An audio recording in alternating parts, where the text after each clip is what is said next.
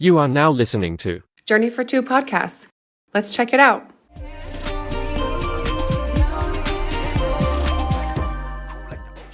Practice. So we were just talking about fast, and man, fasts, if you want to enhance your life, if you want to extend your time on this earth, if you want to feel and get healthier, you must fast. Got to. Mm-hmm. Now, when people say fast, people get scared, right? People are like, oh, well, I can't go without eating. I can't this. Well, hold on. Do you know what we mean when we say fast? Because there's so many different types of fasts. Right. For example, could you go ahead and just kind of run us through the fast that you're on right now? So right now I'm on a 70-day fast. It's from Yaki. Yaki Raphael Elohim. I can't recall his full name. And we can catch him on YouTube. Yeah. Shout out to Yaki. Could you spell the first name? Yahki. There you go. Yeah. Yahki. I believe. Not sure if there's a W in there, but he's a very new generational. I just like his approach. He really brings the science along with. I mean, he's a master herbalist. Biochemist, so I love the fact that he can bring all the scientific data. He does his own labs. He really does it all from top to bottom. So really quick, YakiAwakened.com. Yaki, so it's YAHKI awakened.com. We'll also put it in the description. Yeah. But so I'm on this geogenetic fast. It's a 70-day fast. No sex, no water, no cooked food. Steeping food or steaming food is okay, but I still kind of refrain from that because it kind of feels like it's cheating a little bit. Sure.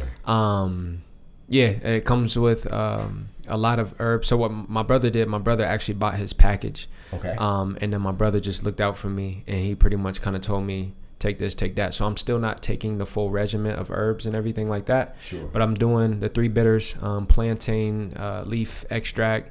I do a Paragard parasitic cleanse. Yeah. A couple other little herbs, but it definitely comes with a more wide variety of herbs that comes with the actual package when you get it from the source. Now, when I was in Denver, my man's I used to go to this Asante market. All right. Always in Denver, and it was dope. It was dope too. Unfortunately, COVID ruined it for me, and the brother went all left. Anyway, but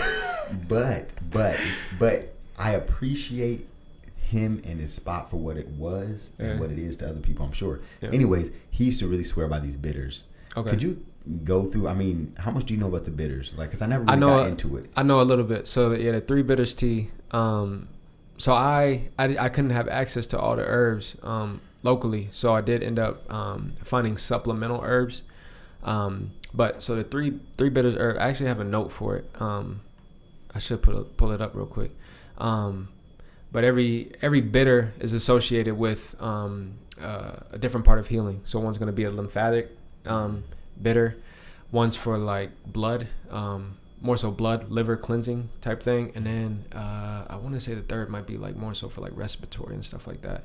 Don't quote me on that, but yeah, each bitter is associated with a different part of a healing system or structure within your body. Wow. Yeah. Wow. Yeah. How dope is it to take your healing into your own hands? Oh man, I look back on like a lot of things that I did like prior, and I'm just like, how could I continuously keep that old lifestyle up with what I was eating and whatnot? And not only that, how can you obtain knowledge and know these things and then still continue to tarnish your body in those ways? It's a different level of insanity, if you really think about it. Wow. If you really think about it. Wow. Yeah. Now, go ahead. I'm just go ahead and go back. I know we hop right into the fast. No, for sure. Go ahead and, for our audience here at Journey for Two, and we do this podcast that goes into journey to health and journey to economics. We do journey to a whole bunch of things, right? Yeah. So Journey for Two, this is going to be a cross of health. I'm with it, bro. It's going to be economics. It's going to be just everywhere, everything, bro. So could you explain kind of, I guess, to the people as how you would like them to know you? We stress with our children, know thyself. Yeah. Right. Yeah. And so go ahead and, if you wouldn't mind, give your introduction to the people of who you are, what you do, what you stand for. Got you. I go by the name of HAKIM. First and foremost, I'm a God. I'm a father. I'm somebody that creates my own reality, a reality that I manifest and materialize my manifestations to live within. We're all gods in the sense of we create our own ecosystems and we create the life that we would like to live in. And yeah, we essentially create our own reality. So a lot of people get tripped up on the verbiage of calling yourself a god. But to be clear, I'm not your God. I'm not the God. I am a God for myself and a God for my children and a God for, again, my family and my ecosystem. So that's me before anything. And then, I'm a creative. I'm an artist. I'm an entrepreneur.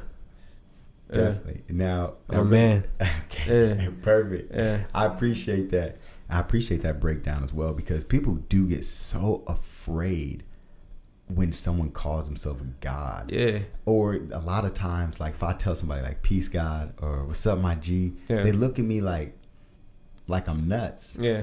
And they look like sacrilegious. Yeah. Or they look like I said something bad. Mm-hmm. And it's always weird to me, because do you not create? Do you not manifest what you do in your life? And it's always weird to me that they can't, or that some can't see that. But not only can't see that, that's okay, but then take it offensive. Yeah. The offense is, it's because, and then if we want to get tit for tat and then go into, again, you touch on it, by definition, it's just like, by definition, we are godlike. Everything that you described, what your God or the God does, we quite literally do that exact same thing within this realm and dimension here in this earthly world. On our scale. On our scale. And if we were made in the image of the Lord, by definition, wouldn't we be that by nature? So one of my favorite quotes and we'll talk music, I'm sure, a lot here. Oh yeah. As the amazing artist you are, but Lauryn Hill, or not Lauryn Hill, Erykah Badu. If we are made in His image, then call us by our names. Yeah. On and on. Right. And so it's beautiful when people get to see that and experience that. I also think that if you consider yourself a god, there's a certain responsibility that comes along with that I think you me and other people may experience this as well. But when you call yourself a god and you think yourself as a god, there's a certain psychological responsibility that goes on in your head to the way that you act. Feel, exactly. You subconsciously uphold yourself to be godlike, and I think nobody should ever have a problem with that. Yeah. I think a lot of people were taught to find that offensive. It's like, do you really take offense to that? I have no problem with another brother, because it's just like, I'd rather be surrounded with a lot of people that see themselves as gods versus seeing themselves less of gods and understanding that they will never reach a level or just a level of being godlike. Sure. I'd rather somebody around me that carries themselves and does everything in their waking day and time to be godlike. That's somebody I'd rather trust. That's somebody I want to have around my kids. That's real. I don't see a problem with that. And I just had this conversation because I got my guy D-Lo at the barbershop. Shout out to Corn Coast Cuts. He's heavily Catholic. Yeah. And we have debates, not necessarily debates, but we have discussions. And he asked, well, what do you think about this? Because we'll kind of go back and forth, and I'll just share my ideology and things of that nature. And I said, look, at the end of the day, man. Again, just kind of like I explained, if you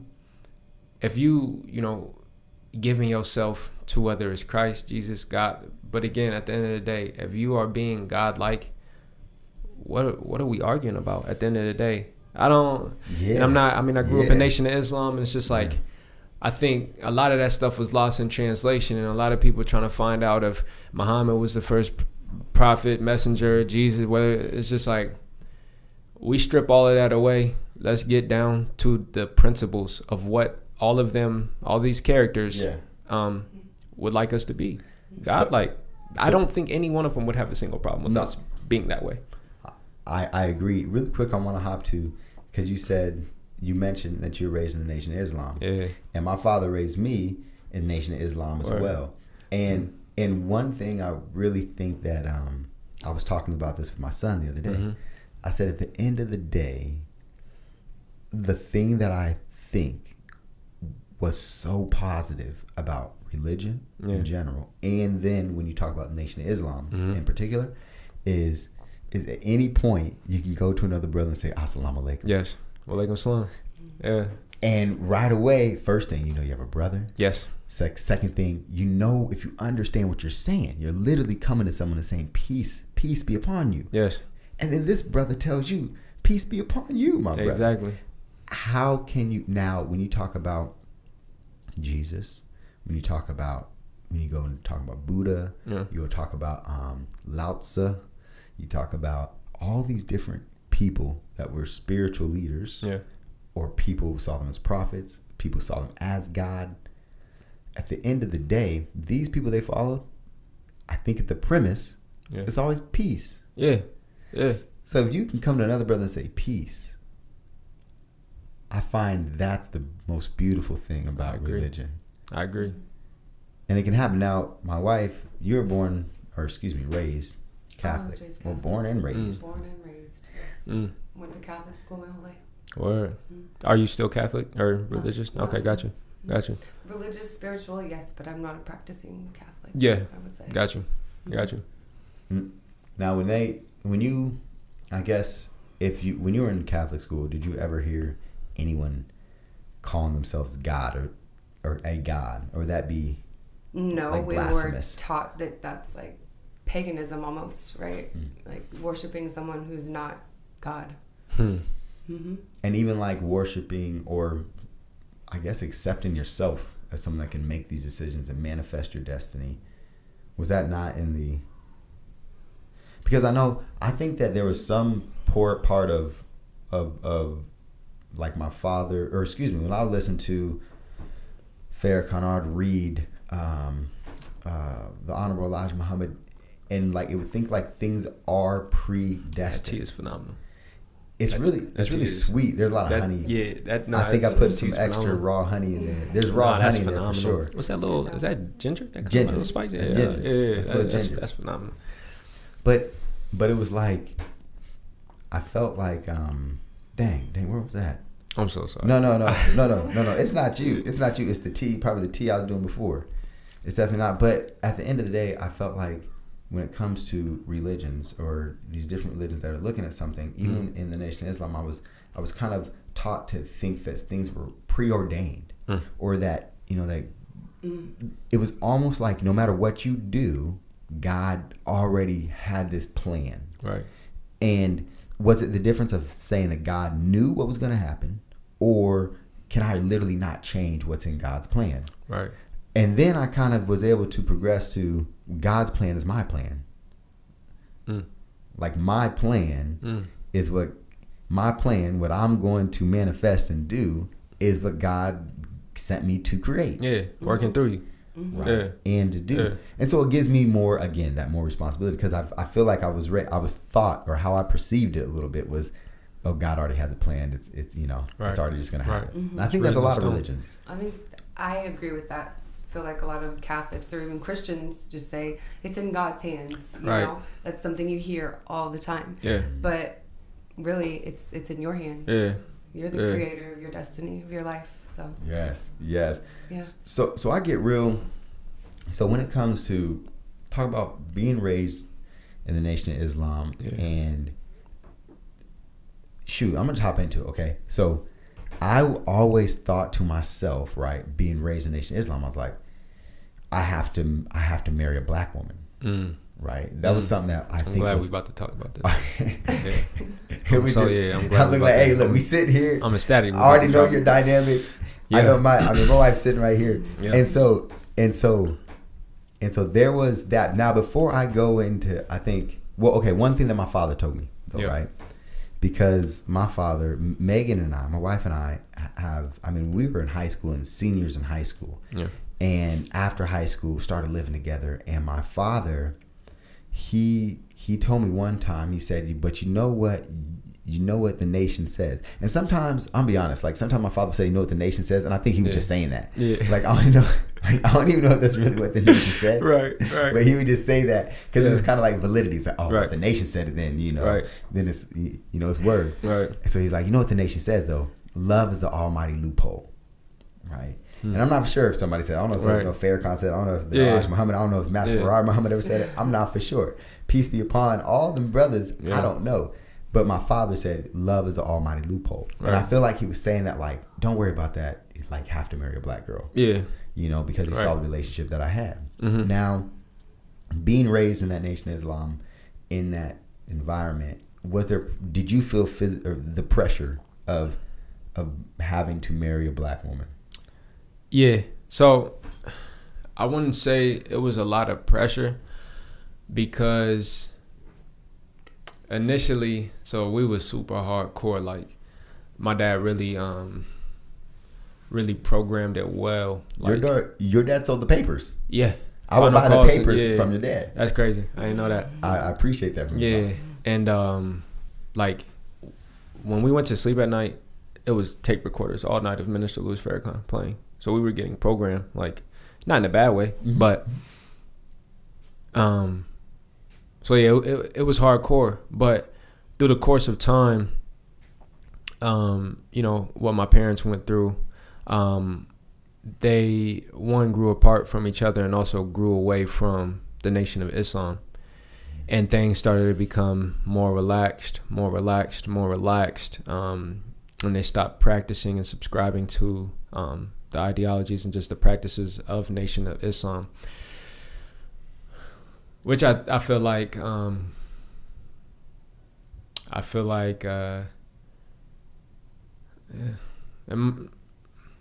like it was the downfall to the family a little bit. But as far as the interracial dating part of it, it was talked about heavily. I can remember when we were young, but it was kind of like that information wasn't, he gave us a key to a door that we couldn't reach yet. Like, and as we grew older, it was kind of like we kind of got unraveled a little bit. Sure. And then me now has that, I found that key. Yeah. And I wouldn't say it's too late, but, I've had this conversation with Sabrina, and at the time she wasn't able to listen to it apart from her emotions, and I'm like, it's not you. Sure. But if you was black, it's you. Yeah. Like, it's not. You know what I'm saying? Like, yeah. It's hard to really, if you're not, if your emotional intelligence is not quite there, it's just hard because they're listening from a place where, well, if you're saying if you would have did this again, like, you regret this. Sure. I'm like, no, it's not a place for regret. Yeah. And I'm like, and I told her in the most, like, as a man with stature, when I say I'm playing the cards I dealt, that's not necessarily saying I got dealt a bad hand. Sure. That's just saying I'm standing on every decision I've made. Yeah. I'm not telling you that I made a mistake. Sure. So, but yeah, so obviously I subscribe to Dr. Umar as well, and he talks about this a lot. And Minister Snow Bunnies. Yeah. No. That's what he always says. And I have to admit, there's not really a lot of things I disagree with Dr. Umar on. But again, I do believe at the end of the day, the love is a loophole. Yeah. I can definitely subscribe to that because, yeah, I mean, it's one of those things you can't necessarily help, who you love. And sure. I do believe certain things like that are kind of sewed into the fabric, that are kind of baked into the fate. And sure. That's how I feel about Sabrina. Sure. Sure. I wouldn't have it any other way. Yeah. But like Umar says, like, you can't necessarily do much for the black culture, if you will, if you're with the opposition, if you so to say. And sure. That's one of the things I would say I disagree on. But I understand what I understand what he's saying. Sure. But you know what I'm saying? either one of us have done more and can do more than somebody that is dating same race. Sure. Yeah, 100%. So that's one thing I can't, necessarily agree with or subscribe to. So, man, there's a lot I want to say. Now, first thing, the Reverend Dr. Combs. Okay, locally. Yes. Yeah. That brother was a professor of mine. Tremaine Combs is his son. Ashton Combs is his son. Okay, got you. Okay, yeah. so I'm their more familiar father, with Ashton. Yeah, so their father, he's a doctor and minister, and their father taught at, he taught at UNL. Okay. I took his class, Constitutional Law, as a freshman. Mind you, it was a senior level class, but I think he just saw the name and let me in. Because when I got in there, he was saying how it's the first black student he had maybe in 3 or 4 years. And he said that in front of everybody. Like, he celebrated it. He gave me special treatment, right? Yeah. He did all the, like, it was straight affirmative action up there. I mean, he was the whole way. He let it be known locally on the microphone, like, all day. And so, but he was phenomenal professor. And he said, he taught me when we were learning constitutional law, you would read these opinions by these, for the most part, just horrible men. Yeah. These Supreme Court justices back in the day, right? And I call them horrible men just because I call it how I see it. I'm just keeping it true. Because there was real great dope men back then too. Right? I'm just keeping it real. Like, there were awesome men back then who weren't like owning people, who weren't raping people, who weren't oppressing people. They weren't. They were just living life and they didn't believe in that. Right. So, but that being, so it wasn't like it's the standard, because it's not. There's people who weren't doing it. Mm-hmm. Anyways, that's for another thing. But so he was like, look, even if you don't totally agree with where this person's coming from, I want you to appreciate and see the genius of how they got there. Okay. So that's now how I have internalized and see the Nation of Islam when it's certain things like interracial dating. I understand how they got there, right? Because the status and the status quo, the place that the black man, the black woman, the black culture was at, because of these hundreds of years of human trafficking and murder and robbery and all of these things. Because of that, because of those conditions, it was so pivotal and so vital to uplift black people, to stay within their race, to share their economic dollar, to share their genius, and to dig themselves out of this trench that had been burdened on them. Right?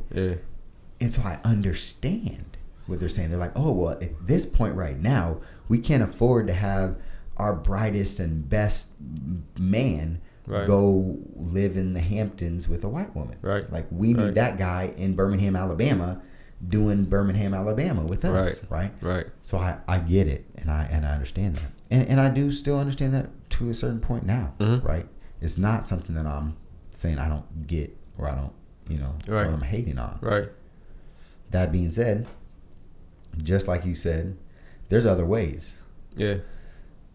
There's continuous work that can be done and that should be done, that we're doing, that I see you doing, and I'll talk about the brilliance of your health movement and in a moment, but that I see you doing for our community. And when I say our community, like, I'm just pretty unapologetic, right? I work with black youth, for black youth at the Black Community Center.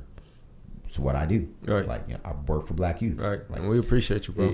It's just what it is. Yeah, so, but that's unapologetically, right? So I think that you can still put it in for your people. Right. Understanding also that you're a human.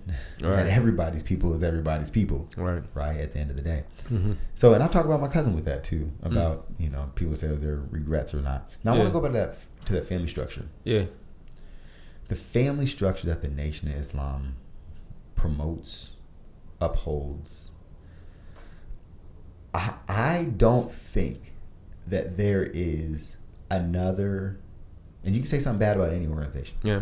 But I don't think there's another organization that you can name to or point to that has done more positively for black people in America than the Nation of Islam? 100%.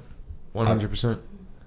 You think of a brother of a nation, or you think of somebody from the Nation of Islam. So I'm not religious. I don't say I'm Muslim today. By technicality, I am a Christian. I am a Muslim. Is somebody that walks in the faith of God. But when you just think of anybody in the Nation of Islam, you think the first images that come to mind are just you move with just such militancy, discipline, just proper, just on point. And scholars, one thing I always like when I'm watching ministers, like eloquently can articulate their words and speak well. And like when you was watching Minister Louis Farrakhan go on these white talk shows with Donahue. And bro, like the composure, like who raised you?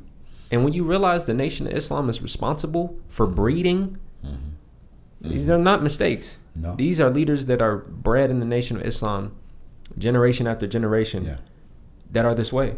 You don't see inconsistencies. No. At all. No. I say time and time again, there's nobody that can beat Farrakhan in debate. Nah. Nobody's. I'd put him up against anybody. Nobody. He's a treasure. He's a treasure, man. Now that he's got older, words for sure. He does. Yeah. And now that he's got older, he's so much more calculated. Yeah, you can see it when he talks. He's just, every word means so much. Yeah. And you know what else I really appreciate about the ministers? He's apologized when he's felt like he needed to. He said, I used to be brash, and he never said I lied, because I didn't lie, but he says the message could have been different and it should have been better. Okay. He ain't never lied. Yeah. I put my life savings on the brothers never lied. Yeah. No. But the message is always could be more palatable. Right. Got you. But at the same time, I always believe, look, your people is ready to hear something. Yeah. Right. Yeah. And it needs to be said in the right way sometimes. Exactly. And sometimes that's not quietly and nicely. People forget that speech is a form of art. And if you can't speak in a way where you evoke emotion out of somebody, it falls on deaf ears. It's not going to drive people to... Facts. Yeah, it's not going to drive people to move. It's just you have to drive people to either... Yeah. I mean, emotion is going to move you. It's energy, emotion. Yes. It's an art form to it. And when, like you said, when I see the minister speak, I just am in awe, because it's just like people don't speak this way now. No. Like nowadays, are just period. Like it's an art form. Like it's truly an art. That's, the gift of gab is a real thing. There it is. It's a real thing. We were I think we were driving back from South Padre, Texas. Through my program, it's lovely. I get the opportunity to take young youth on historically black college university tours. And so we were coming back and we kind of had some fun too. So we were in South Padre on the island, chilling in the on the beach. Right. Yes, sir. And we're driving back, and it's nighttime. So I just throw on the minister and just let the minister talk. Yeah. And it's funny because the kids, they got their earbuds, they can do what they want to do, whatever. And then you kind of just see one by one, right? Kids taking off the earbuds, just listening. Kids sleep and he wake up kind of, and then all of a sudden all the kids are just listening, just intently listening. That's amazing, to the minister. That's amazing, because it draws you in. And now, like I said, the minister, as he's older, he's just so much more calculated. He speaks with such more, he just sounds like a grandfather. Care, right? And they're listening to him, and then at some point I did something, I turned it off to do something or whatever, and the kids like, hey Ishmael, hold on, man, I'm listening to that, man. I go, what's up, hold up, man. They want to listen. And we had a brother who was a practicing Muslim on the bus, on the van with us, so we'd have to stop when we were driving, because he's practicing so praying on time. Yes, so we have to stop for that brother to pray on time, to hit his joints, to do his things or whatever. It was cool. One of the times we stopped, and there was another truck driver who was also about to set up prayer. And they were so excited because they got to pray together, right? And so again, it brought that thought in my head again, that brotherhood, that camaraderie of. Right. And then there was another brother from Sudan who was with us, and he, it was cool because, you know, he grew up Muslim, but he really wasn't practicing. And so by the 4th time that we had to stop for the brother, right, he had already bought him a prayer rug and then was praying with the brother again as well. You know, they go and wash up and then come out and pray. That's what it's all so about. It was cool to see, you know, even this brother was like, hey, shoot, I want to bring my stuff back out. Right. So, yeah, and it was, it was a cool thing. It was a really cool thing. Now, they were, you know, I'm pretty sure when this brother was praying, it was a different sect of Islam. Than what, you know, when Farrakhan's talking, but just but they can both say Assalamu alaikum to each other. Right. You know. Right. So yeah, so I thought that was a beautiful thing. Nah, that is, man. That is to get you know, somebody of younger age, and sometimes you just gotta do that. You just gotta put it on. You ain't gotta. Hey, we watching this today. You just gotta put it on.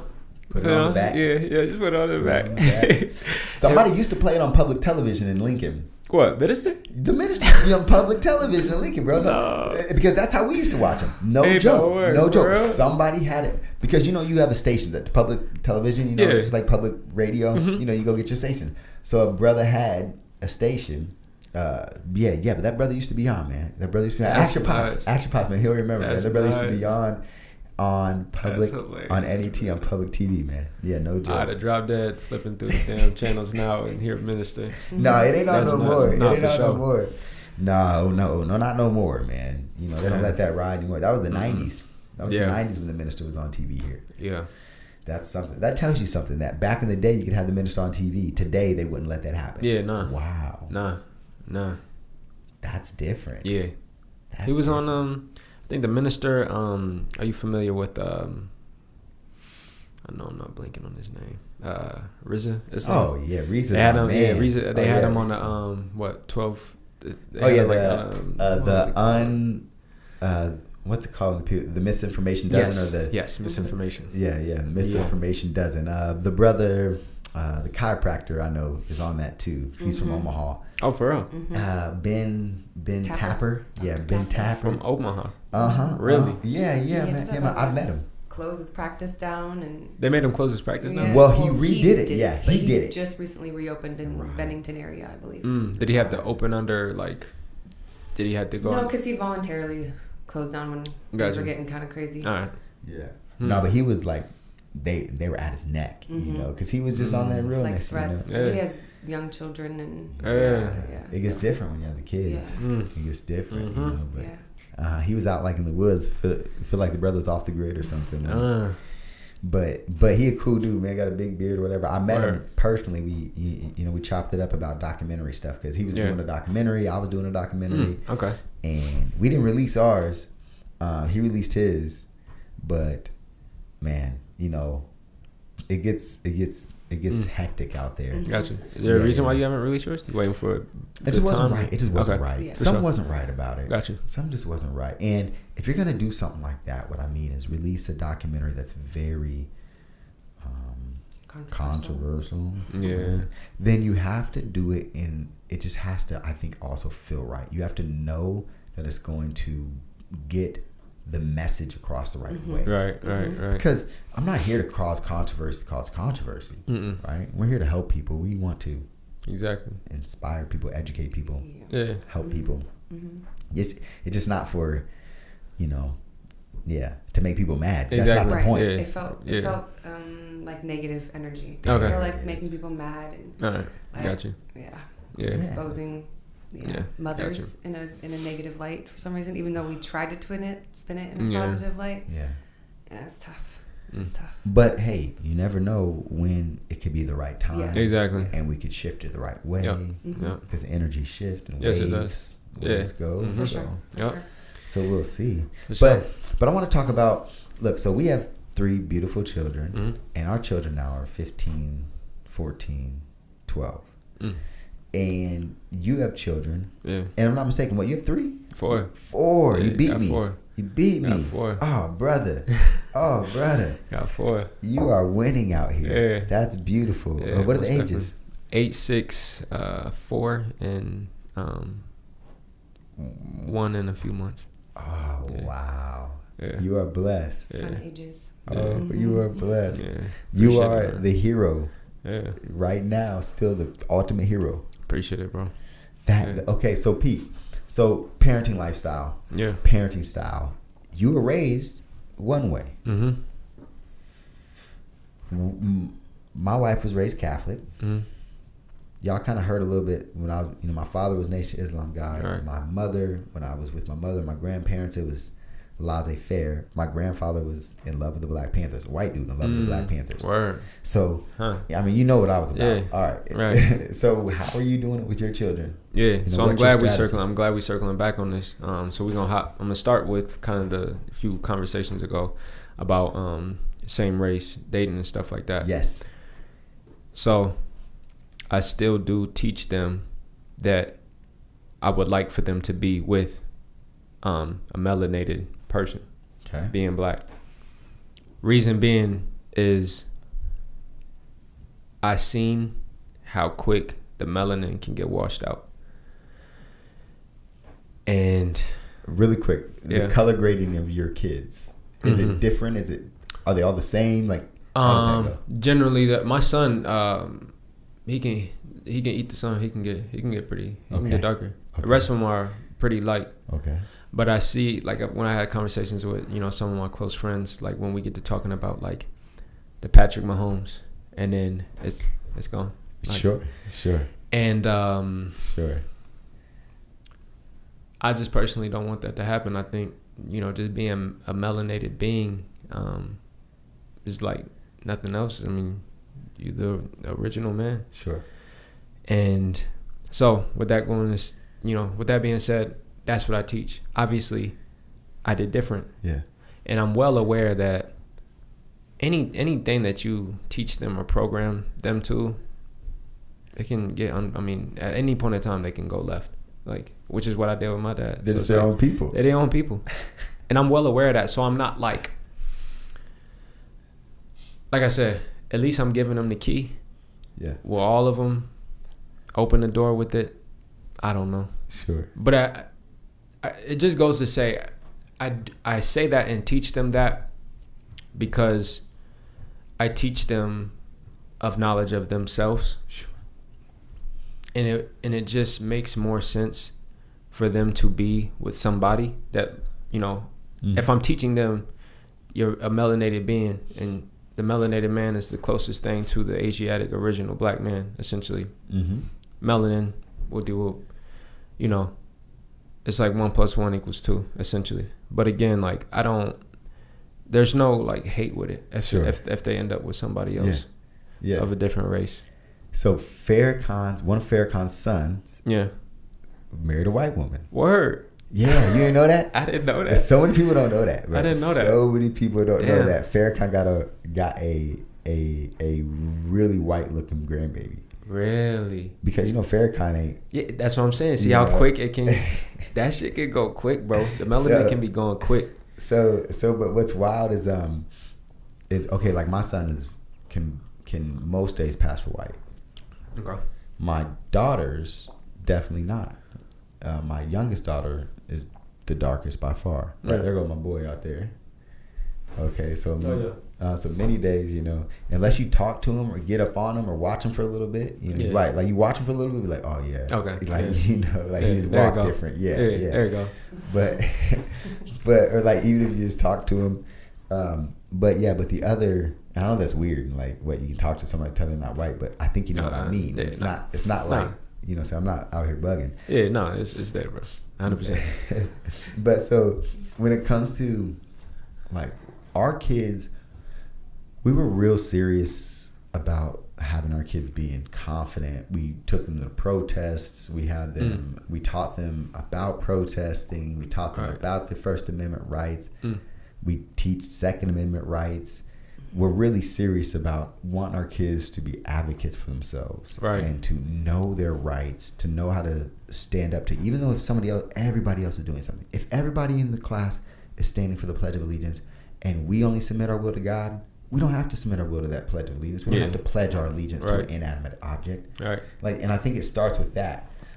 Do you guys, what are some of the things that you guys do as parents, or that you try to instill in your kids? So I still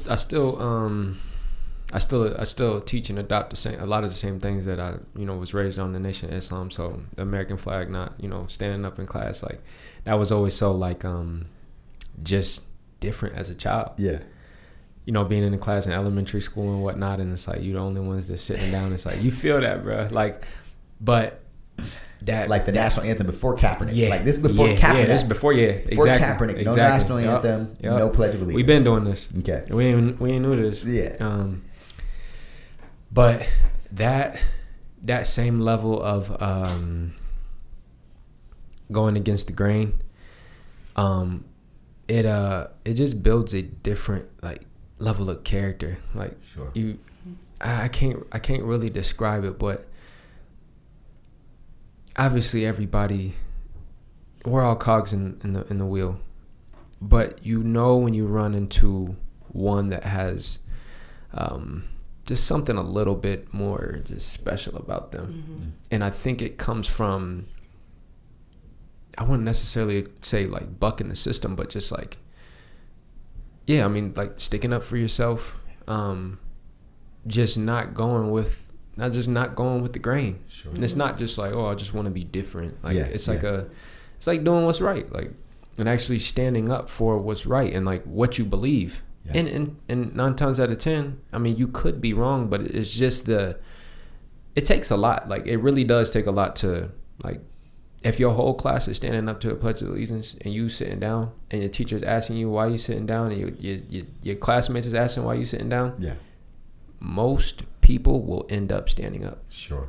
100% they will. 100%. But can you make sure we're recording? Thank you. Most people will. How did you have pushback in that, like as a kid? Yeah, bro. I feel like I remember, teachers saying something. And so you're sitting down in class, everybody else is standing up. Yeah. They're looking at you like you're disrespecting the country and them and this whole thing. How do you deal with that?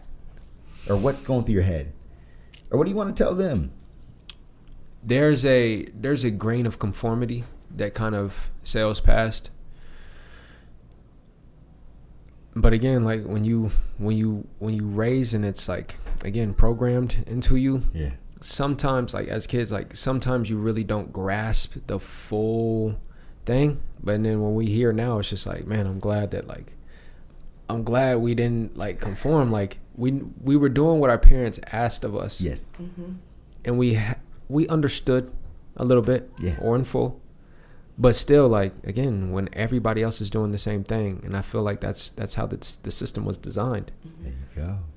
They go, now, as adults, we can choose something differently a little easier. Mm-hmm. So, like, my grandfather, he always taught me being different. He's called me Iy, Ishma, Yusuf. My middle name is Yusuf. So he's called me Iy. Iy, being different is what you want to strive for. Yes. You don't want to be like everybody else. You want to dress different, do it. Mm-hmm. Everything I did was different, right? And that was a big thing to me, being different. And some people would say like, oh, you just being difficult, right? You're just being doing this to do this, whatever. But I do think that there are things that I love doing as a community, the same. For example, one of my favorite things I used to love to do is to break fast in a mosque. So during Ramadan, then at the end, if you're not familiar with Ramadan, you fast from sun up to sundown, and when you can't see a thread on the horizon, then you can eat. Yeah, you could. Now, you go and you break fast with brothers, and that's such a beautiful, harmonious experience. How cool is it to be up in the stands, watching an event or whatever, and everybody's going for the same team, going crazy, whatever. That's all great. Or if you've rocked a stage, right? How magical is it when everybody is saying your name, or you ask people to put up a peace sign, everybody puts up peace. Everybody's in tune. Just in tune. So I get it. I get the everybody doing something together, but it has, to me, I only get it if it's truly serving a pure purpose. Right? Yeah. And if you say, I pledge allegiance to the flag, okay, of the United States of America, and to the republic for which it stands, one nation, under God, indivisible, with liberty and justice for all.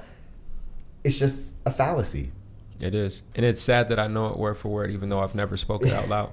That just goes to show. It's in there. It's still in there. It's still in there.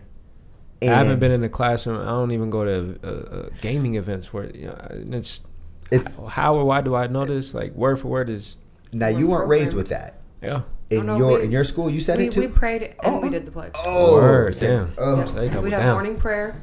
Yeah. And then you end it with the Pledge of Allegiance. Oh, so you hit that pledge. I mean, you hit that prayer first. Prayer first. And then pledge. And then pledge. Dang, give it to Jesus, then to America. Yeah. That's kind of how they teach it. That's how they teach it, though. Mm-hmm. God and country. Yeah. Still, go hand in hand on the dollar bill and everything of that nature. I just think that, and Ishma said something in the car the other day about, I almost started crying. Ishma the second. Ishma too. Gotcha. He said, you and Dad have done such a good job of raising us and explaining things to us. He's like, some of my friends don't know even, like 75-80% of the stuff that we know and understand. That's amazing. Good job. I hardly never told me that. Yeah. So he told Mom, look, see, he don't want to tell Daddy that though. Oh no, we were talking about something, and right. But yeah, it's just giving your kids that foundation and knowledge, right? Regardless of what they do with it once they get older, it's just yeah. You at least it's equip great. them with the tools. Yeah.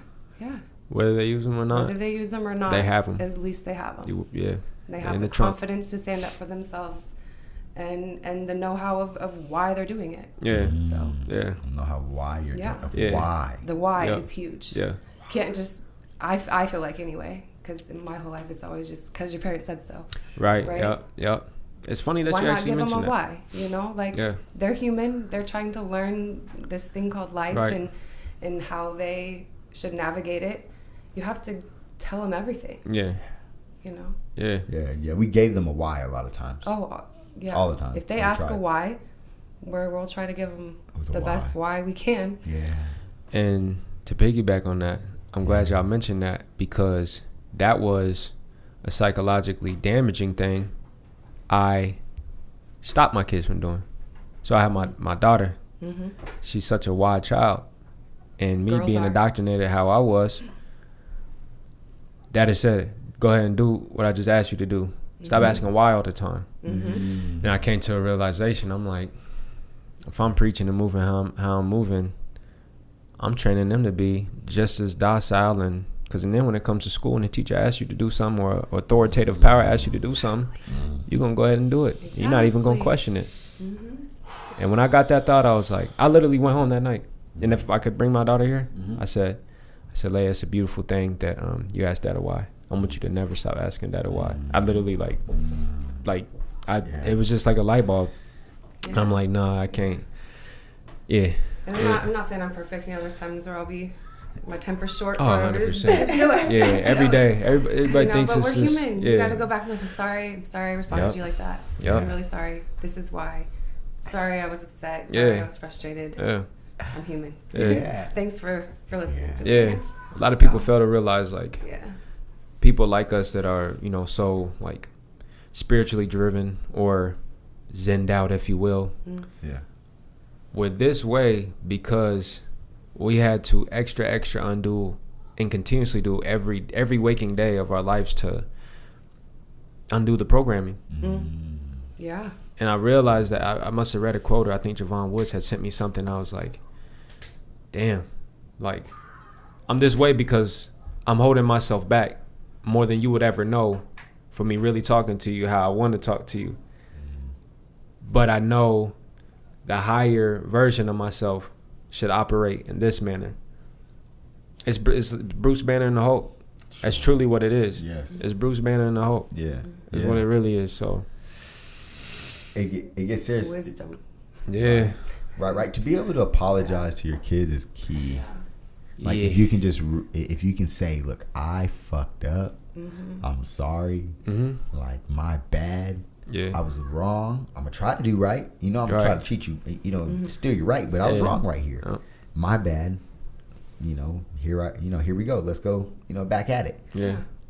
And it doesn't, I think people are afraid to do that because they feel like they're going to lose authority of their kids or something. Right. Like, they're not going to respect me anymore. Right. They're not going to listen to me anymore because I apologize to them.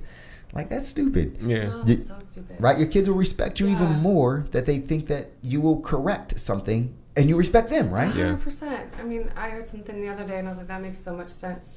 But, like, love is unconditional, but it's not. You know what I mean? Like, from your children, like, they love you unconditionally, but there still are conditions. Like, if you didn't do or provide for them, they probably won't have love for you. Mm-hmm. You'll just be their parent. You'll just be their authoritative figure. Yep, authoritative figure. Sure. So, it can make a difference. Yeah. Oh, they respect the heck out of you when you can admit that you were wrong. Mm-hmm. Agreed. So my friend Lawrence Gardner, he was on Middle of the Street podcast the other day. Okay, I don't think I met him, but I think I recognize his Facebook. Yes. Yeah, now that brother right there is an insightful dude, and we don't agree on everything. We have great debates, and I think sometimes debate gets like a negative connotation to it. Yeah. Right, but like debating is cool, and if you can do it, respectful manner. Yeah, it's a good way. Yeah. Mm-hmm. And so he goes. So a long time ago, he asked me. Oh no! So we used to work together at Hope Spoke, which used to be called Child Guidance Center. Was that the purple building? Yes. Yeah. So it's the purple building now. It didn't used to always be purple. Right. They turned that thing purple. I don't know what they're thinking. That wasn't my decision. Anyways, so, but he was a therapist there, and so we talk about a lot of things. And he would say, Ishma, I am telling people, or I'm asking people this when in therapy. I ask the parent to ask the child, to go home and ask the child, if you could change one thing about me, one thing about what I do, one thing about, whatever it is, what would it be, right? Mm-hmm. If you could change one thing about what I do, what would it be? And so that's kind of brave to ask your child. Yeah. Because your child can, I'm trying to see which one's the right level for me. The child is the child. Depending on the age. Right. Okay. So most children are unfiltered. Yes. Right. And so I asked my son this when he was 4 or 5, maybe 4 or 5. I think he's 4 or 5. Yeah. Not for sure. And I said, hey, if there's one thing that you could change, what would it be? And he thought. And we were in the car. He thought. He looked up. He said that you didn't do any more whoopings. Right. And that crushed me. Because it wasn't like I gave him a lot of whoopings. It wasn't like he got beat or whatever that. Right. But, like growing up, if I did something silly, like my dad would be like, or say something. Sometimes he'd thump me upside the head, that bam. Yep. Right? Yep. It's like a Mayweather jab. Yeah. When it hit you. And so I was, and so I know that, I used to, spank him on the butt, and that's not something that I was thinking was really bad or was detrimenting him in a negative way. Right. But he said, I wish there'd be no more whoopings. And that hit me different when he said it. And after I asked him and he said it. And then from that point on, there was no more whoopings for him, right? And shit. I mean, has a boy ever done something wrong? I'm just saying. I mean, he's a kid. But no, he's a really good kid. That's what I'm saying. The boy ain't never did nothing wrong. He ain't never got in trouble. Intentionally. He never gets in trouble at school. Yeah. That boy's a straight A student. Straight A's. The boy's in all the diff classes. The boy's in everything. Yeah. Great kid. Great everything, right? Yeah. You ain't got to hit your kids to make them listen. Mm-mm. We give them attention when they do great. When they do positive things, we give them attention. Right. Mm-hmm. We let them know that they're important, Yeah. Of course. I was just talking to Goodwin. This would have been Saturday, was it? And we was just talking about whoopings and stuff, and I'm like, we just it was just that's such a slave thing that we adopted, and we don't realize how much wow it's literally, because when you think about how many generations were not off from that, we realize, like, I got whooped as a kid, like, you know, not just the pop, you know, not to put my, you know, parents or whatever, you know, under the bus, but like, and when I think about when we got whooped, you know, he'll line us all up one after one, and, you know, we're watching our brothers and sisters right before us, and I think about, you know, when I'm next in line, and it's a fear. That's just slavery. That's a fear. When you on the plantation, they're getting lined up. It's exactly that. That's where we learn this shit from. Like, yeah. And even with the Nation of Islam influence to try to break that from us, it was still, I mean, because, hey, look, which we call mama, right? My grandmother on my dad's side, everybody calls her mama. Gotcha. Except for me, I call her grandma because I don't know. I guess anyway. But everybody else call her mama, right? Yeah. But I was like, it's grandma. But anyways, but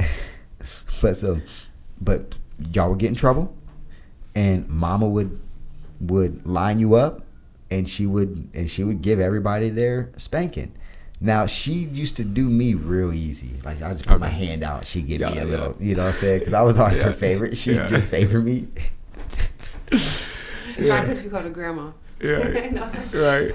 But everybody else, she used to, you know what I'm saying, give a little bit something more too. Right.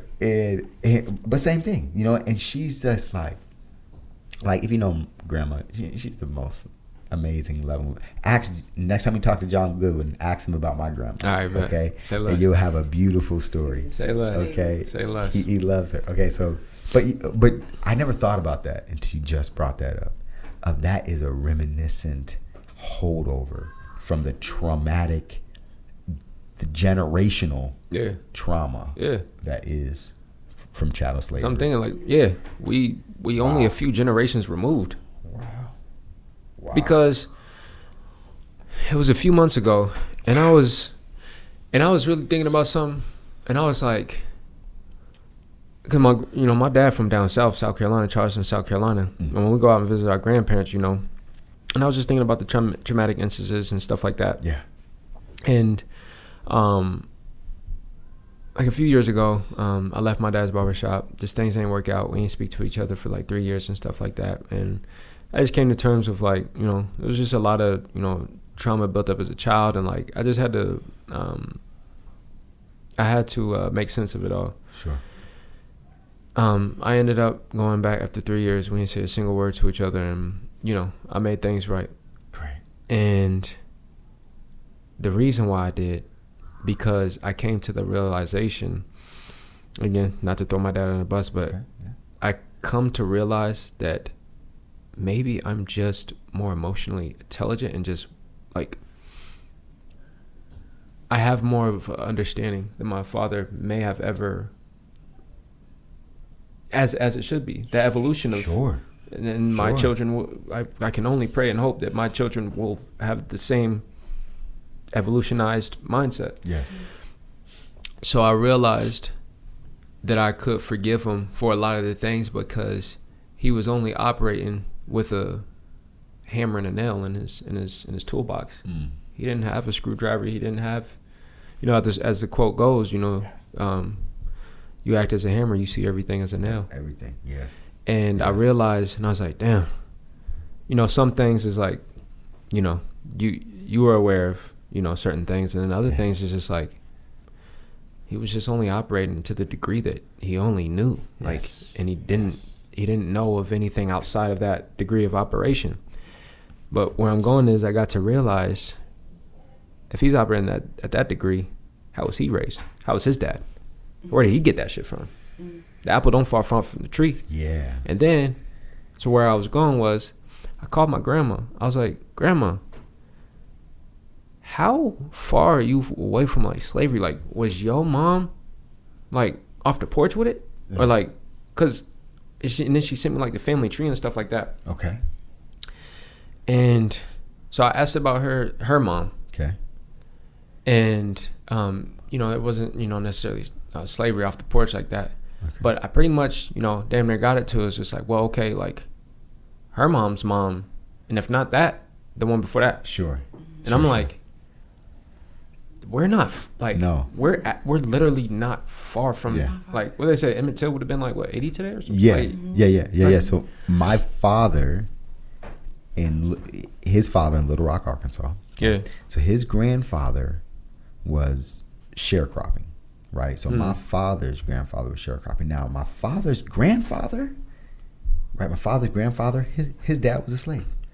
So my father's grandfather, right? My father's grandfathers had a grandfather whose father was a slave, bro. So like that's great.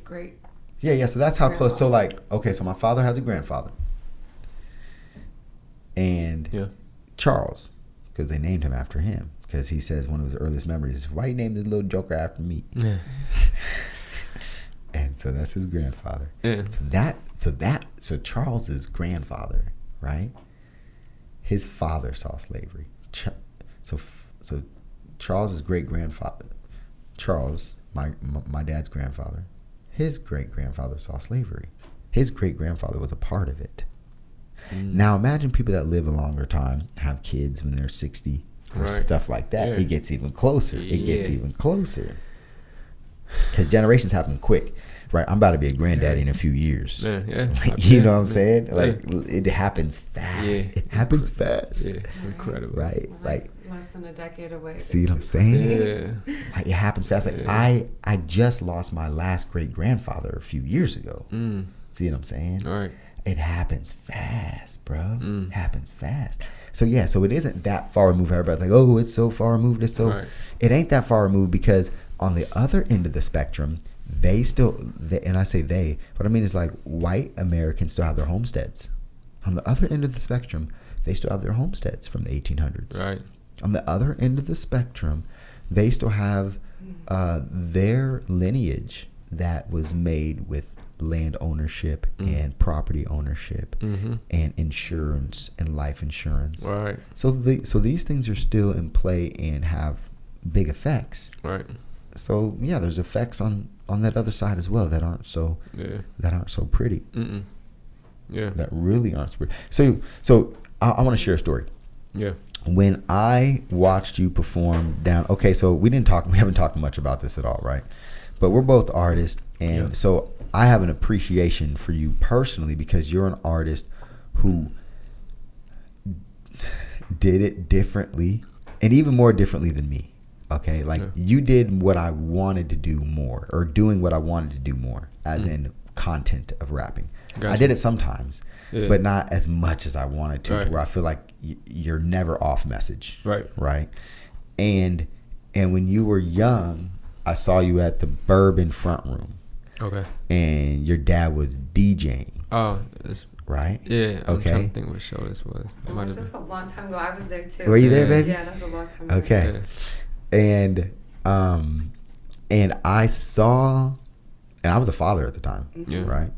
So it's kind of different. Yeah. So I was a father at the time, and I watched your father and the way he looked at you on stage while he was DJing.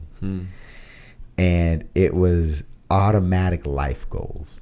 It was automatically like, oh, if I could just be involved with my son's life, how he is doing this right now for his son, then everything would be perfect. Like that's what I want of my life. That's what I want out of my life is that. I don't know if it's my son on the stage, whatever. He's a hell of a producer. But any way that I can do that, like can be intertwined in like the way that you were loving the stage and loving the vibe, and then the way that he looked at you was pure like that's the world. Like that's what it's about. Nobody's ever told me that. Like I didn't even. There's no picture of him. I have pictures from that show, but not of him looking at me. But damn, bro, that's just in my mind. Like, and baby, I'll tell you about my memory, because I remember the weirdest shit. Right?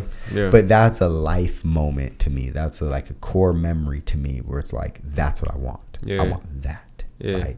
And I didn't know any of the other dynamic other than like I always just looked up to your dad like, oh, that's where I go get the paper. Right, I need the knowledge. I go get the paper from your pops. Right. Yeah. And like, because my dad, he always like, hey brother, make sure you go get a paper, and make sure you know what I'm saying, go get a paper, take $5 and get a couple of them, you know, or whatever, right? And then sometimes I come up there, he'd be like, oh, I ain't got no papers today, young brother. You know, you always walk in the shop, be like, assalamu alaikum. He said, wa alaikum salam. I ain't got no papers today, young brother. It's like, okay. So, you know what I'm saying? Just like that, right? But that's what I remember. That's like a core thing to me when you're performing that. And I was like, man, you know what I'm saying? So I'm so happy to hear that y'all, and I think I saw on Facebook like a picture of all y'all. Yeah. Right? Yeah. And so I was happy to see that. I was like, oh, that's beautiful. Yeah. That is a beautiful thing. Man. It is. It is. And I hope that we can, there's still time left as all the entrepreneurship things that I'm setting up is to allow me to get back to, or I'm essentially buying my time back in order to be a full-time free artist. So I kind of back engineered the game. Yeah. Let's talk about art. That's awesome. That's what you gotta do. Let's talk about Talk about art, man. Talk about the artist that you are, what you do, why you do it, where it's going, what's new. This is my cup of tea here. Man. Ooh. I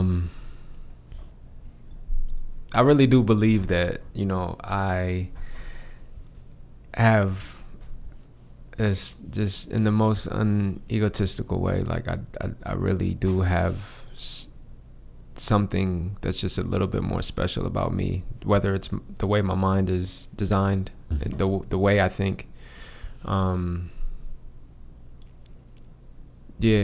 blessed for the little coding, the amount of coding that my dad did and what I was able to do with it. So with the artistry, so how I even became a barber, I was a basketball player first. That was going to be my thing.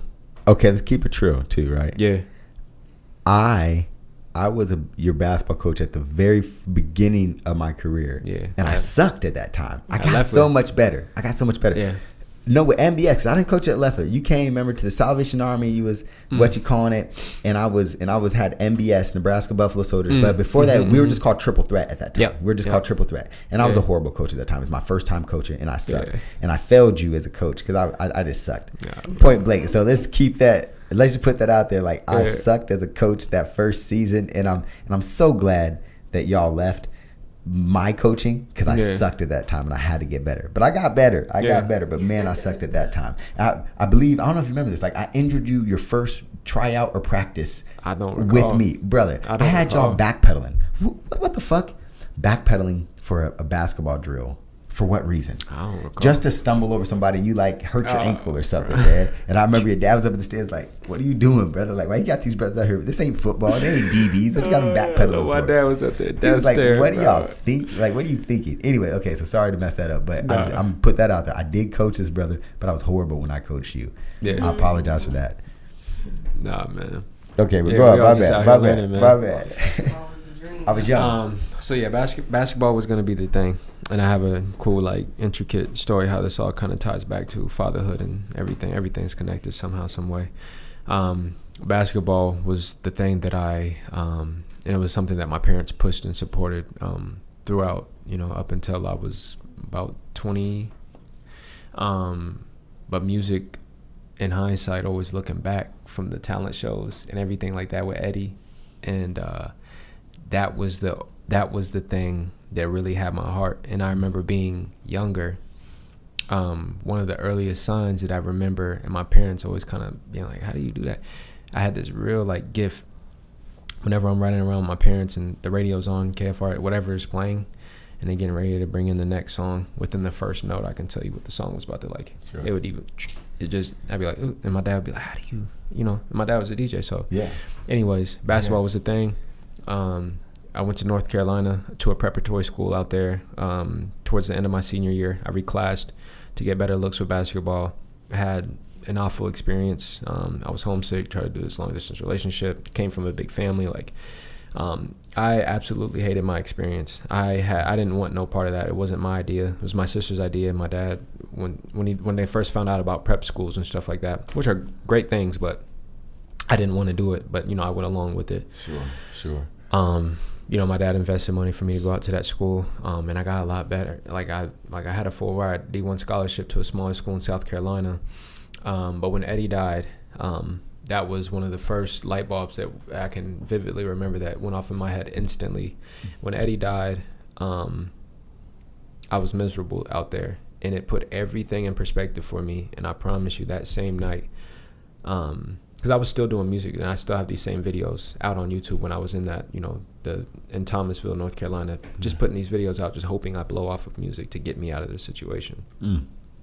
When Eddie died, it just clicked for me. I'm like, life is way too short, and for me to be as miserable as I am out here, if I died and looked at myself and looked at the timeline and seen that I was spending my life in a way that I didn't even want to spend it almost at all, you know, like it was just the most introspective like thing for me to be 19 and to think that way. That same night I started working on my first mixtape. My first song that I ever, I think, released on streaming platforms was called Eddie Key, and it was on my first project, HAKIM. And I came back, obviously, with this scholarship offer in my back pocket. I had my mind made up, and when I got back home, I was going to tell my parents that I'm done playing basketball. I'll never forget. I was downstairs. I built up enough courage, and I was like, all right, I'm doing it. So I walked upstairs. It was probably 10, 11 o'clock at night. Knocked on my parents' door. Yeah, come in. And they just seen I had this look on my face, and my dad was just like, what's going on? And I'm like, I want to quit basketball. And, you know, they was just blown away, like, what? Like, everything's going well. Like, what changed? What happened? And I'm like, I don't want to do it no more. And they're like, well, what do you want to do? I was like, I want to rap. I want to be a rapper. And of course, understandingly, being a parent, you know, you just want security for your child's future. And man, they did everything in their power to try to convince me to still play. They were like, look, when you travel, put your mixtapes in your backpack, and when you play other teams at their schools, hand your CD out in the stands and shit like that. Which I feel it. Okay, but it wasn't what I had envisioned, because I just didn't want to play basketball no more. Sure. And so there's a lot to playing basketball. It ain't just playing basketball. It's a lot, man. And while I was out there, I came to the conclusion, it's just like, I will never limit myself, but I was like, I hate to use the word realistic, but I told myself, it's like, I don't want to do the overseas thing. Sure, could I have made it to the NBA? Yeah, I mean, I can do anything if I set my mind to it, but I'm not getting to the NBA. And so it just seemed like a path with a dead end. It's just like, why continue? Like, why keep treading down this path if I know that what the destination is going to be? So he's like, okay, well, you can't live in this house. We're gonna kick you out the house if you don't go to some sort of school. Always been a phenomenal student, discipline, everything about me. That's another generational curse. Yes. And he's like, so you got to go to some type of school. And I'm like, damn, okay, what am I gonna do? Long story short, barber school. I was always good with my hands. My dad's been a barber absolutely my whole life. Yes. And I was like, well, I'm going to barber school then. Like, kind of just being rebellious. Not necessarily being a smart ass, but, I mean, it's school, right? Sure. So you see my little attitude there. That's what I mean. I got to keep, I was definitely one of them, bro. Very smart mouth, like, just very, go to barber school. My dad still wasn't really supportive all throughout until I was damn near close to graduating. He seen my talent level, and then he kind of seen, okay, he can work at the family business and, you know, things like that. He started to see the benefit of it. Yes. Worked alongside him for several years, and then we had that, dispute, left the barbershop, and then this was the next. If I may ask really quick, like, what's the dispute about? Because, sure. I remember coming to the barbershop. I mean, I'm sure you remember, right? Yeah. Like, I was coming through getting crispy. I'll never forget. I was getting ready to do a facial on you. It was like a Neutrogena type shit, and he was like, you did like one of them. He's like, what's in the ingredients in the back of that bottle, my brother? He was like, you see right there that red 40. You was probably the first person to put me on that red 40. I was like, red 40, what the? I was like, what is that doing in here? And I remember like there's like these little beads that help exfoliate. They were like red. So. Oh wow. Yeah. Little red. Okay. I'll never forget that. That's what I'm saying. Like, you were really one of the first people that I ever like. It was. Yeah. I was trying to be out. Yeah, maybe that shop was beautiful. I was coming there, And I used to wait about 3-4 hours to get a cut. Yeah. And I mean, there was other chairs open. I mean, there's no disrespect to anybody else in the shop, but just your skill level, even at that young age, was just artistry. It's something different. Exactly. It's a different cut from HAKIM. Everybody knows. Everybody knows. Like, it's a different cut from HAKIM. It's different. It's not to toot my own horn, but like, I'm an artesian, bro. Like, with everything that I do, like, it's with intention. It's from the business that I opened and everything of that nature. Like, it's imprinted with, like, it's no different. It's just an extension of myself. Yeah. But the dispute, it mainly kind of started. It started kind of with my brother, and then it became something between my brother and my dad. Me being them two versus me, essentially. Being more mature than I am now, it was meant to happen. Sure. I mean, it happened. I was supposed to happen. Long story short, my brother left the shop and then went to go work at Burke's. And then when he was coming back, well, first he said he was coming back, and then he changed his mind, and then, you know, he didn't come back. And, you know, him and my dad had, you know, things going on between them. And, you know, we were a little excited to hear he was coming back. And then when he called again, it was like, I'm actually not coming back. And I'm just like, all right, like, I was like, I don't really, you know, care to have bro back here if he can't really make his mind up if you want to work alongside, you know, the family or not. And, you know, me and my dad had our words about it, and, you know, we were on the same page with it. And then, you know, he did come back. The main dispute was my clothing on the wall. Is what it all boiled down to. Before James had moved back into the shop, I was aware that he had the clothing and stuff like that. So I'm a very calculated person. Like, I think in several steps ahead, and I already foreseen that was going to become an issue. And me and my dad talked about it. But what do you mean he had the clothing? So he also did, like, he had his own, like, separate, like, brand and stuff like that. Okay. My dad gave me his word. He said, look, you had the clothing first. This is your thing. So, like, whatever he want to do with the clothing, like, that's up to you. Whether you want to give him a rack on the wall or whatever. I'm like, all right, cool, whatever. Ultimately, like, James is my dad's firstborn. Sure. So. His namesake? Yeah. James, I feel like he had a problem a lot with just kind of figuring himself out. And I kind of I wouldn't even call it survivor's guilt, but me being the more successful brother, I feel like it ate at him. And then at the same time, he also got more nourishment from my parents for the lack thereof. They catered to him to replace, you know, to supplement the that was nothing I was never jealous of, or, you know, nothing, because I've always treated bro like I've always envisioned it Black Sam and Nip. Like, I've always envisioned it like that. I'm always been a team oriented, like, person. Always tried to have the rap group together. Like, I've always tried to keep, like, people together for the greater sake of. I'm very vision driven. I know where the ship is going. Like, I know where I'm steering it. You know, long story short, there was a couple, like, rub-ins, altercations, and I came in one day, and the clothing was just moved over, and I ended up bringing it up. I'm like, and there might have been some sort of altercation beforehand, so that was kind of like I wouldn't say the spit in the face, but it was that was kind of like the straw that broke the camel's back. So I texted my bros in the group chat. I said, the day has come. Like, they moved my clothes over. So it was me, James, and my dad in the shop. I still have the voicemail to this day. I actually put some of this content on one of my songs because it was a very pivotal moment. And I said, Pops, why'd you move my clothes over and, move his stuff over? And then, he was just like, what's really wrong with you?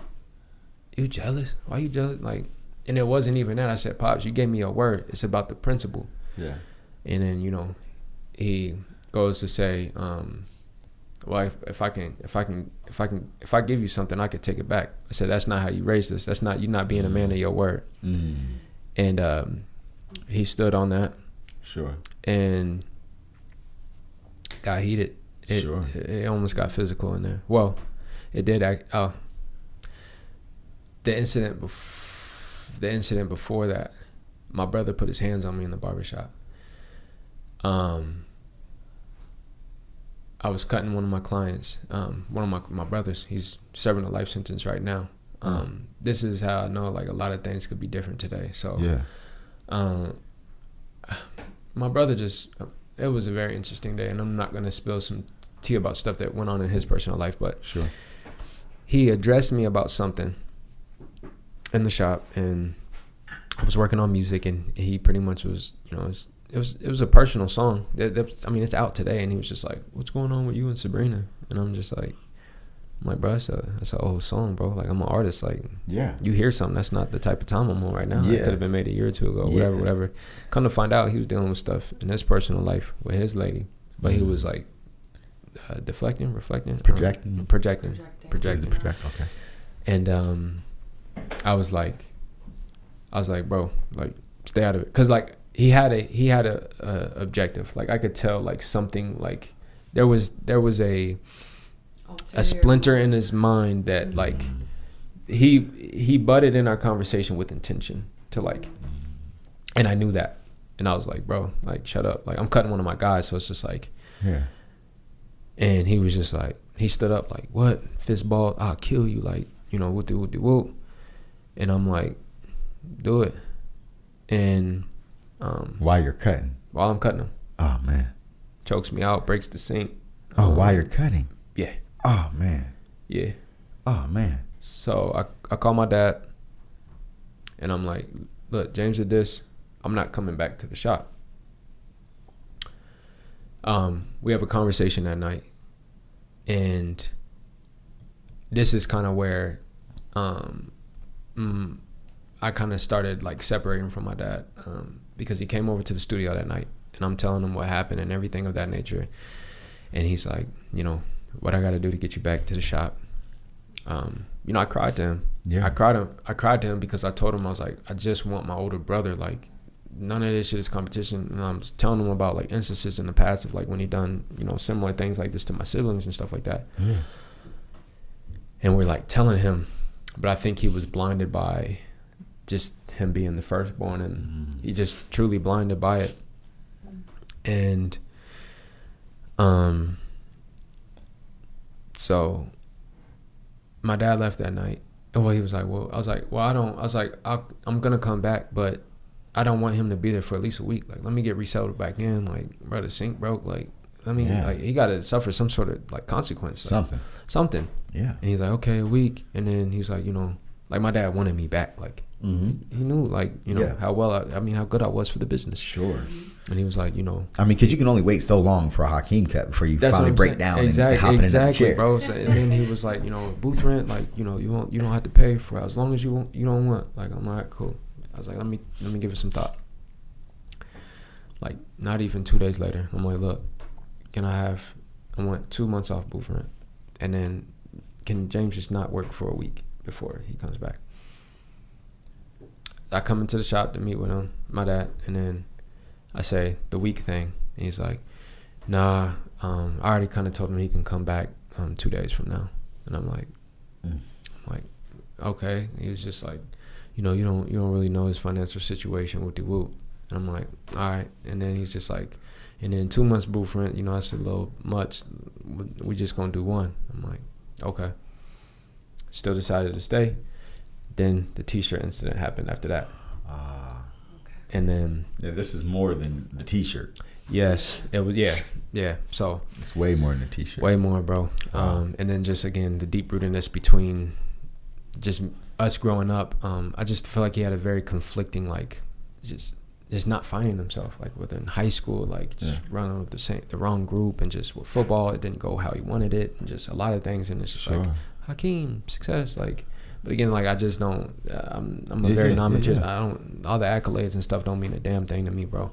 Yeah, I cried to my dad that night. I was like, I just want my big bro. Like, I'm tired of always feeling like and this is still a chip that I walk with today. Like, again, with how things went with my father and stuff, like, I felt like I could never let my guard down because no one's gonna save me. Like, I just, like the one you're supposed to be able to count on to say, I got you. I'm gonna protect. I'm gonna whatever it is. That shit hard. There. That shit hardened me. That shit hardened me. Sure. Not in the most beneficial way. Sure. Truthfully. Sure. So when the incident happened, the T-shirt thing, like it was extremely tension and borderline violence, getting ready to go down. Ended up leaving. I left for a week, and then my dad, I pulled up a week later, and you know, I walk in, my dad's like, "Hey, Khalif," like, you know, my dad has kind of like this toxic thing where it's just like everything is just all of a sudden like just all good again. Sure. I was with my guy Don. We had a tote. So I walk in and he's like, "Hey, Khalif." I look him dead in his eyes. I'm like, "I'm not shaking your hand." I packed up all my merch, and that was the last thing I said. And then 3 years went when we didn't say a single word to each other. I had 3 whole years. Wow. Not a single text, no nothing. I opened a business within that time. I had another child within that time. Was he reaching out to you? No, there was nothing. Wow. There was nothing. No text, no nothing. And me being the father now, like I said, some things are inexcusable. Sure. The love that I have for all of my children, and I'm not saying he don't love us, but it's just like, I can never sit back and have social media and still be connected with my child from a distance and see him open a business knowing damn well I opened one too. Or see him another person. Yeah. Like see another life come. And like if my child opened up a business, like you getting a text like, "Hey son, like though you may never respond to this," or "Look, I'm immensely proud of you. Yeah. I know what went into opening a business. Like, I love you." Wait, brick and mortar business. Brick and mortar. Y'all. Like not just I love you. Internet. I love you. Like, I hope you know we can speak soon, but something. Sure. And it wasn't not a single time. So 3 years later, you reach out after visiting your grandmother. No, I didn't even visit my grandmother, but my grandmother, we had a call, and she was kind of. I don't know how much of the story she knew. Okay. She knew that I wasn't there, and I'm same with your mama. Like I hate to call myself like the chosen one, but again, like within like my family, like I'm kind of like the cornerstone of the like it is what it is. It is what it is. It is what it is. And she just said like, before I die, like make sure like you make things right with your father. Mm-hmm. And she's still alive today, but that was always kind of deep seated like in my mental. And what drove me to, and this is why I'm tell you like why the whoopings and everything, like my dad was a great father, so I want to always put that out before anything. Sure. But and I think to the community, I've experienced it always looked like that as well. Like I always perceived it as like, man, if I could have a family like exactly, you know, like the Muhammads. Exactly. But upholding that image was a part of the toxicity within the home, because it wasn't always like that at all, truthfully. Sure. So again, my dad was a phenomenal father, and I am the man that I am today because of him. Yeah. But again, I've experienced trauma. Sure. And so with that 3 years went by, the reason why I went to see him is because God, I have dreams every night. I have vivid dreams, very vivid dreams every single night, 4 to 5 dreams every single night. And at least 4 out of 7 days a week, I have extremely gruesome, violent dreams of my dad killing me or me killing my dad. Wow. Like, wow. Extremely graphic, like dreams, like no exaggeration. Still? Yeah. Wow. I can't lie. Wow. I had a dream like 2-3 nights ago. Wow. Like one to the head. Like really? Yeah. You think that's a product of trauma or things that you're, I mean, what is that? How do you interpret that? Man, I almost get teary-eyed about it. Man, I don't know, because I'm always one of those persons that say I don't need a therapist, because I'm a very self-aware person, and this just could me being young and naive maybe to the fact that maybe I do need one. I know the meaning behind the dreams, but I just don't know how to fully heal. Like, I don't, and it's like, do you? Can you? Like, I don't. There's certain questions to answer. I just don't. Do I just talk about it all the time? And I because the reason why I went back after those 3 years, and I didn't text him, I pulled up to the shop, and when I walked in, he was like, "I'll be with you in a second." He didn't even recognize me. Oh wow! It was so like out the blue, and then he looked back up, and he was just like, "Khalif," like, oh wow, he shed a tear. Oh wow! Yeah, and we sat and talked for hours. Oh wow, how good!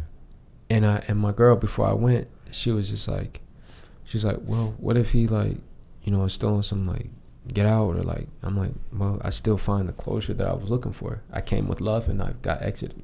That sure. Now the ball's in that court. I don't have that with me." Yeah. The dreams got better, but they still occur, and I was hoping when I bridged that, I thought that would close that door. Sure. Because I was like, look, though I've opened the business and all these things, and I don't even talk about it no more, like, I'm having these dreams. So I'm like, this is deep rooted in my subconscious. Yeah. And that's where I knew that, like, I have to go and, like, just close this door. Like, I just knew that that's what I had to do to essentially stop the dreams. And, here we are today. Me and my dad are great. Like, yeah. It doesn't feel exactly how it felt before. Sure. Of course, something's always going to change after a situation like that. Yeah. But, I mean, the love is still there. Like, again, I still love and respect him. Have you told him about the dreams? I haven't. No. No. Have you heard of body code, emotion code? I have not. So because we're energetic beings and emotions and trauma hold energy, it gets stuck in our bodies, different places. Yeah. So body code and emotion code, you can do it on yourself, but there are people who are professional practitioners of it. They help you literally release those traumas and emotions that are trapped in your body. Trauma code? Emotion code. Emotion code. Or body code. Body code. Either way. Some people call it either one. Now, is this a form of like chiropractic? No, it's a form of energy healing. Okay. Yeah. I've experienced it, and there's nothing like it that I've done. And I've done lots of energy healings and, chakra alignments and crystal healings and that type of stuff, but nothing like this ever. So yeah, just check it out. Yeah, I'm always willing to try because I mean, for sure. I'm a very very vivid dreamer, and like I said, I don't have these dreams as much. But yeah, the fact they still occur shows that maybe this is from childhood, and it's not because of these most recent, within these last 5 years, the shop dispute situation. Oh, for sure. Well, some of the fear of getting, when you're talking about the whoopings as well. I mean, that could be some other things that it could be holding. Now, once you, like, literally, it's just like how, when people want to eat meat, right? Well, you got to know the person who raised the cow. Like, you got to know who slaughtered that cow. Yeah. And then you can have a burger. Right. Because it's one cow and it's one animal that ate one thing. Yes. Yeah. Right. I just had a debate in the shop and we was just talking about that. I was like, look, man, we just talking about, like, are we designed to eat meat and stuff like that? Sure. But I was like, look, at the end of the day, the same way you should be aware of, again, how that animal, its quality of life, before you consumed it. Like, if everybody, I was like, same with religion, it's like, there's just a right way to do things. So if you're going to consume the meat, at least, know where it was sourced from. Was it taken care of? Yes. But a lot of y'all, meat that y'all eating lived a life of hell and suffering. And then you turn around and, the energy is transferred. Put a flame to the mug. You put a flame to it, burn it up, changes molecular structure, and then you consume it. And then y'all wonder why y'all feel the same way the animal did. Ooh. Mm-hmm. Yeah. Anxious. Yeah. Scared. Yeah. All of that. You are what you eat. You are what you eat. Ooh. Yeah. No, that's real right there. So I just say, like, you know, do what you do, but at least do it the most ethical, moral, you know, way. Like halal, like make sure, like, are y'all not even thankful, like, of the humans, like, I mean the animals sacrifice. When's the last time they prayed today? over some meat? Y'all like don't. Some real meat. Y'all don't. So let's get into that to this nutrition part now. Yeah. In this last piece of this. Yeah. You have a flourishing business that spreads health and wellness through how you eat. Yeah. And so many people want health and wellness through a pill. They want it through a magic potion. They want it through an elixir. Right. Talk about how you bring it to people just with this food movement. Mm-hmm. Well, I mean, it just really started with me becoming more conscious of what I was putting into my body. And then it just got to me, you know, requesting, you know, Sabrina should be baking and stuff at the crib. Just every now and then. It wasn't nothing too crazy. But as I was becoming more conscious and cutting things out, I'd be like, yo, can you tweak that or just replace that with this? And she was like, yeah, sure, let me find a recipe or something like that. And then before you know it, like, she was making a 100% all well-rounded, you know, plant-based treat. And I'm like, yo, you know, me being an entrepreneur, I'm like, yo, this would do well. And at the same time, we can show people that health does not come at a sacrifice. Like, people just always assume that, how you get your protein, how do you we do it like, oh, well, I don't want no dry ass cookie. Like, it's like they don't know no better. And when you're ignorant and you haven't got shown any better, you're oblivious to the fact that it doesn't come at a sacrifice. Is that we just been trained to accept the standard. Yeah. When really, you know, there's other ways to do it. So that was a big thing. And then when we linked up with Justice and Jordan, that was when it was several FaceTimes between me and Justice that I was really, that's when the movement kind of really started to gain momentum, in the sense of us wanting to kind of find our role in this movement. Sure. And I'm like, look, bro, one, as far as two black men coming together, I'm like, let's do this together. Let's add our momentum towards one thing, and let's give that to the people. Because we were originally going to try to do the farmers market and the hay market. Okay. I'm like, bro, I was looking into this stuff, license regulations, stuff like that. And me always coming from I'm going to do it myself. I'm like, bro, look, you know, I sourced a couple things, a tent, a table. We'll look into the licenses or whatever. But, bro, like, we can be up and running in no time. We can have our own hours and everything like that. Yeah. And it truly came together in, like, a week once we, like, made our mind up. We started a group chat. I ordered everything. Yo, we split this, whoop-de-whoop. And then, bam, like, we set everything up. And, like, we was up and running in no time. And then when the people came out to support it, you know, I was telling them, I'm like, man, like, we just got this feeling of, like, bro, like, we really frontline at a movement, like, and it felt like it felt good, like we were doing something like really like positive, like really something really like special for the people, like, and they would come through and like, yeah, you know, I've been looking at juicing and stuff like that, like, you know, I always wanted to try something. And it's just like, and, you know, Justice will tell you, it's like, the same way Yaki preaches, it's just like, don't buy the stuff from us, but like, you know, you don't have to buy it from us, but look, just go make it yourself or go do it. Like, ingredients is on the back, and if you reach out to us, we can, I'm sure, happily tell you like how you made it, or like, this ain't proprietary.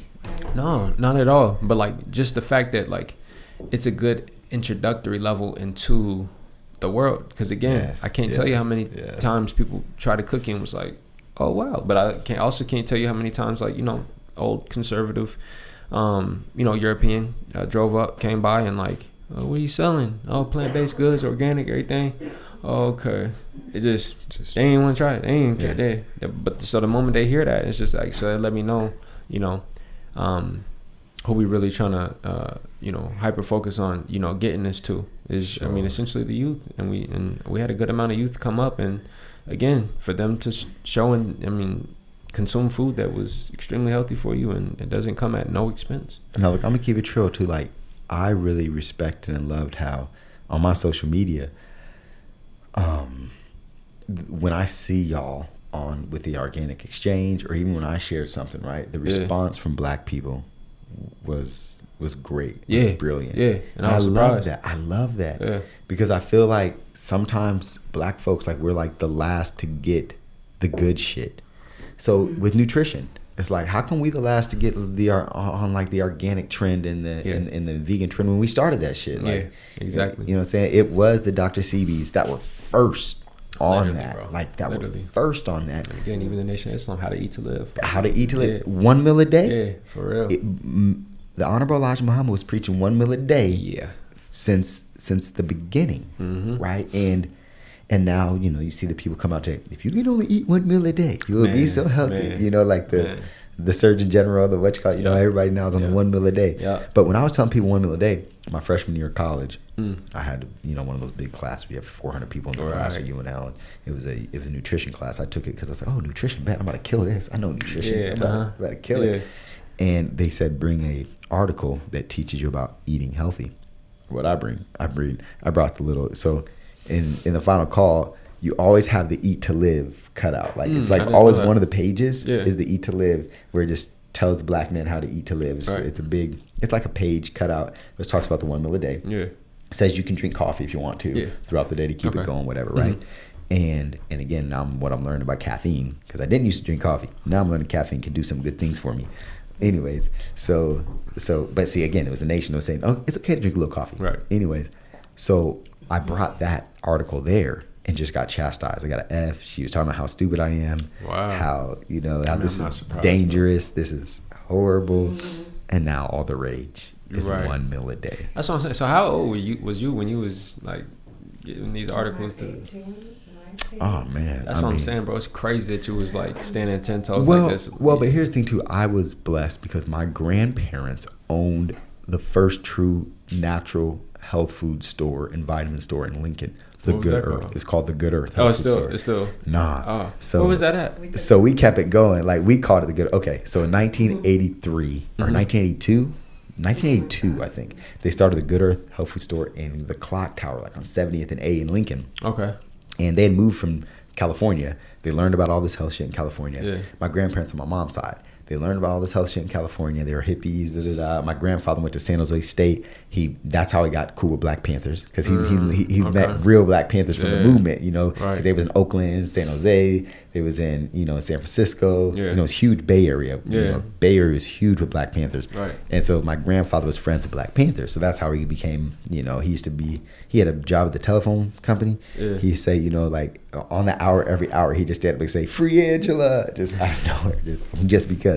Anyway, so yeah, it's wild. But so okay, so they learned health from one of their cousins or something, and they brought it back to Nebraska, trying to bring this big health movement to Nebraska. They failed miserably. They kept, but they had like 3 or 4 houses that they owned in the Bay Area in California. They kept selling their houses to fund the store. They kept losing the money. Now those houses are worth like 10, 12 million and stuff. And but they sold them early to to fund the health food store that just went under, kept tanking the money. But in that sense, they learned how to eat correctly, why organic foods are needed, why you eat whole foods, your food combination charts, you know, all those types. I grew up in my kitchen, in my grandfather's kitchen was a food combination chart, you know, so I knew, like, you're not supposed to mix foods, and if you do, it's in the same combination, like fruits, just your starch, just your chart. It's huge. The food combination chart is huge because you're not supposed to be gassy. Like, that's not a thing. You're not supposed to be walking around passing gas all day long. Like, it doesn't happen when you mono eat. If you eat an apple, you're not going to be gassy, brother. Like, it just ain't going to happen. But yeah, you sit down, you eat a meat, a carb, a fruit, and a veggie, and then drink some milk. Yeah. Oh God. Oh God. Okay. Deem that as normal. Please no. So I had all that already in me, right? So I knew no fluoride when I was a boy, a kid. I knew milk didn't do the body good as a kid. So my father was telling me, don't stand up for the Pledge of Allegiance. Okay.